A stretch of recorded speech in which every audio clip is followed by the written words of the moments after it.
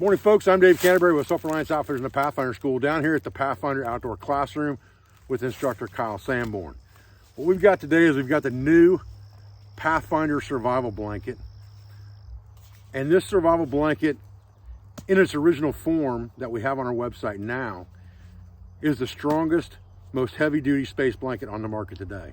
What we've done is we've improved this space blanket. One of the faults that we found with this at the school when setting up A-frame type or pup tent style shelters is there was no grommet in the center of that tarp. So you kind of had to pull that over the top of your line and adjust it to get what you wanted from all four corners. So we've put another grommet hole on both sides of this so that now you have something you can actually put your toggles into and yank it tight on your ridge line to give you even spacing of that A-frame style tent. This comes in both green and orange, just like our other space blankets. Okay, so we've got several pieces of paracord that are part of our rope management system, and it's important the way these are set up because they're multifunctional this way. And these are 6 to 7 foot pieces of cordage, and each one of them is tied exactly the same.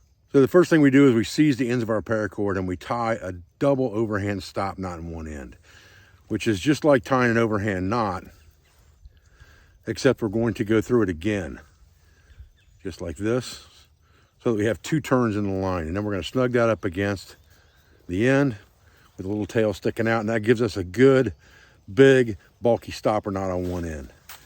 The other end of this, we're going to tie a single overhand stop knot in real quick, just like this. And then we're going to tie a bowline loop in it, but the bowline loop needs to be large enough, and there's a reason for this, that we can get 3 fingers in that bowline loop. So you want to make sure you adjust yourself so that when you turn this around, because this is going to be the loop itself, that you can get 3 fingers in there when you tighten that bowline knot down. Once you get that, then you've got what you need to be able to use these for utility lines. Now, we're going to use 4 of these on our tarp, and we're going to leave them there. 2 of these are going to be extensions, which we'll talk about in a minute. And we're going to use these loops and things for our extensions. But having these set up this way makes it real convenient to understand what you've got and what your lines are. So if all of your extension lines and tarp lines are 6 foot set up in this configuration, they'll all be exactly the same, and it won't matter where you use them in your system. All right, so the first thing we're going to do is we're going to put one of these lines in every corner of this tarp, and we're going to leave them there when we roll this tarp up. And that's the reason for this larger bowline knot. It's so that we can come in here and push it through the grommet itself, and then pull that bowline knot through and cinch it down into a lark's head and give us enough space in that loop to put a tent stake.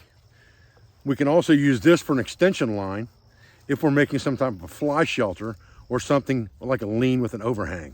We'll talk about that in a few minutes. But it's important that this bowline knot is large enough that when you make the lark's head through your grommet, you have enough space here for a tent stake loop.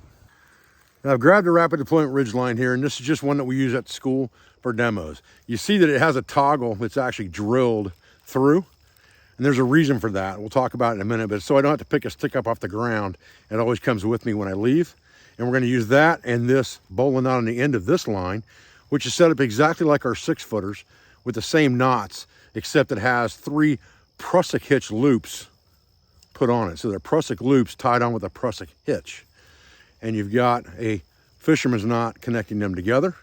And then on the end of that line, we've left the tail of that bowline long enough that we could just tie a stick to it to use as our anchor point on the tree. And this is the same rapid deployment ridge line that we use all the time at the school. I'm also going to show you another trick with this ridge line as we go, but this is what we're going to use to set these tarps up today. So we're going to pull enough of that out that we can get around the tree and slide our prusik loops out of the way. We're just going to put this around the tree and pull a bite of that line through that bowline and drop this toggle in, just like this. And then all we have to do is pull it down tight to the tree and snug it up, and it will stay there. But when we want to leave, all we have to do is loosen it up and pull this toggle out, and we can walk away without having to retrieve the rope back through the loop. We could pick a stick up off the ground for this, and that would be fine. This is just a convenient way to already have that toggle there with you when you're setting up. Now we're going to go to the other end. All right, once we go around that tree, what we normally do is we would take a loop in this line and pull a slip loop through it and use that as a rope tackling device. What happens when you do that is you tighten this knot up to the point that when you get ready to pull it back through, you put a lot of friction on the mantle of this paracord. So what we're going to do is we're going to turn that loop over, and we're going to twist it a couple of times in our hand, 1, 2 times. And then we're going to grab that loop through and pull it like this. And what that's going to do is it's going to put a barrel right here that's not going to get as tight. So that once we pull our line through here to get our ridge line tight, when we get ready to take that out and leave, it's going to come out much easier than it would if it was under all that tension. Pinch it down just like we normally do and put a 1/2 inch in here for security. And now that line's not going to go anywhere, and we're ready to go. Okay, so with the shelter we're going to use today, we're going to make a lean with an overhang. So now we want to take advantage of this center grommet.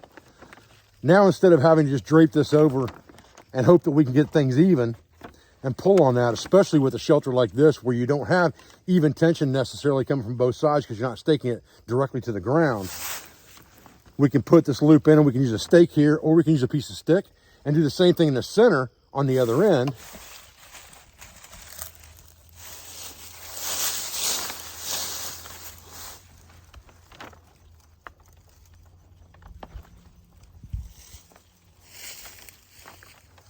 Now we've got this tight, we can now pull our corners down the back side to wherever we want them, and then our overhang's not going to matter. It's not going to pull over either way because now we have tension on this center portion, so we can pull our stakes out at any angle we want and stake them to the ground, and the tarp's not going to move.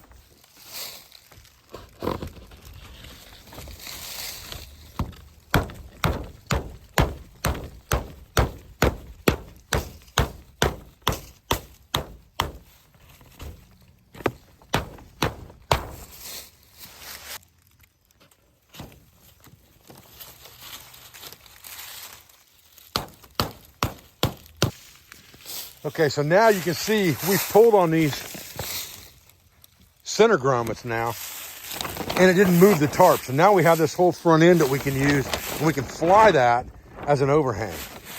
And that's where these lines come in.